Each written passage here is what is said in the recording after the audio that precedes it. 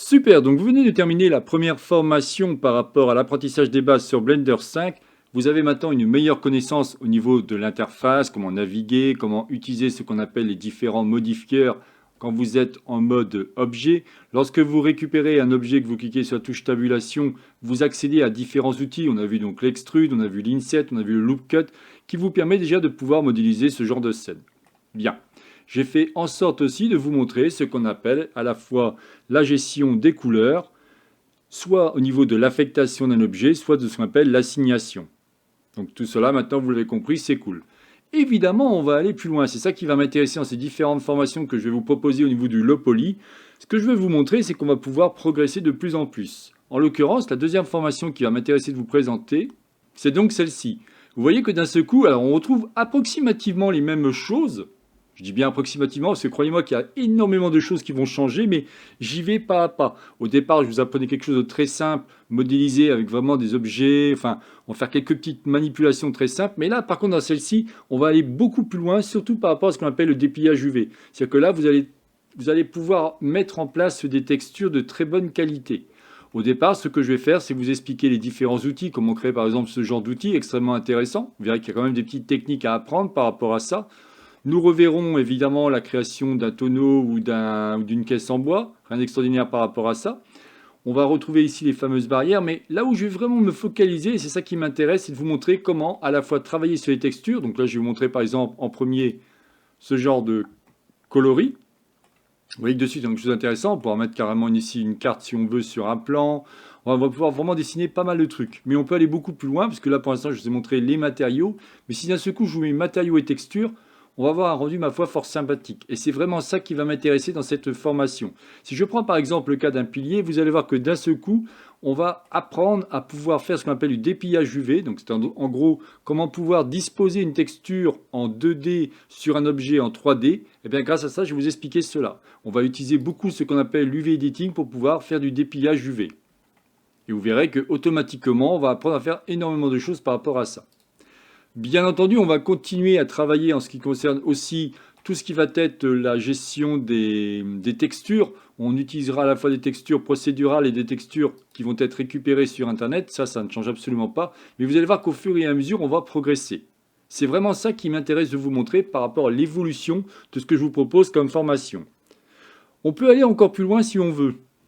Voici donc ma dernière formation que j'ai créée par rapport au low poly. Alors, elle n'est pas encore en ligne, hein, mais j'attends de voir vos retours par rapport à ça, si vous êtes intéressé ou pas. Donc, dites-le-moi dans les messages.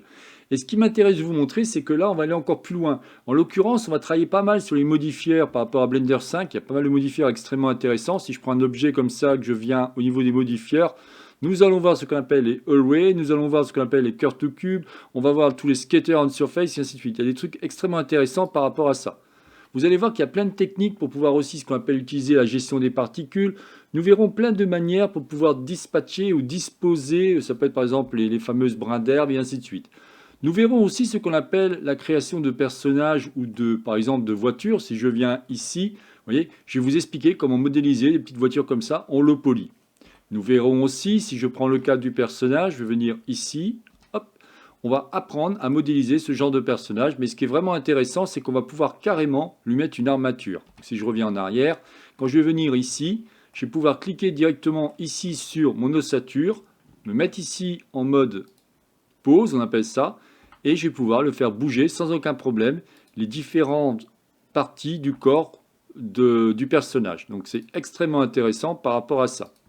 Bien entendu, tout cela vous sera expliqué au fur et à mesure afin que vous puissiez bien comprendre comment ça marche. On a beaucoup travaillé sur ce qu'on appelle les primitives de type mesh, mais vous verrez qu'on va un petit peu travailler sur les primitives de type curve. Alors là, il faut que je me remette comme ça, voilà.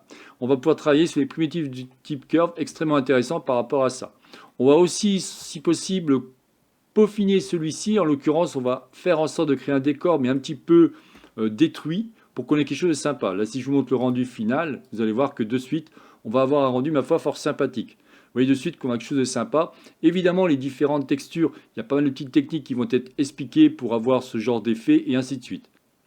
Donc là, on est avec le moteur de rendu Cycle. Si je vous montre par exemple que je vais venir ici et en cliquant sur cette partie-là, eh bien évidemment, on va pouvoir travailler, vous voyez, au niveau de la saleté par rapport à l'eau, on va pouvoir travailler ici au niveau de ce genre d'objet qu'on va modéliser. Donc on va continuer à perfectionner les outils de modélisation pour aller de plus en plus loin, et ainsi de suite. Ce que je voulais vraiment, c'est vous montrer qu'avec ces 3 formations, eh bien, on peut aller de plus en plus loin au niveau du low poly. On pourrait aller encore plus loin, mais déjà avec ce que je vais vous montrer, vous allez apprendre vraiment beaucoup de choses. Ça peut être, je vous dis, modéliser un personnage, mais ça peut être modéliser, pourquoi pas, une bestiole, un monstre.